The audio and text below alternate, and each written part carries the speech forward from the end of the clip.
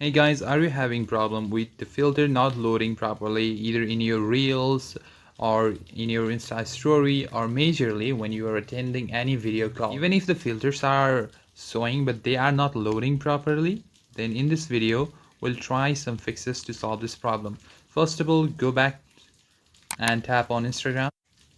Go to your home screen, and now what you need to do is shake your app literally for 2 times. As you see, a pop-up will appear and tap on report problem. Here, tap on include and continue. Now briefly explain what happened or what's not working in your device. As you can see, my video call filter is not working. I'll just type that.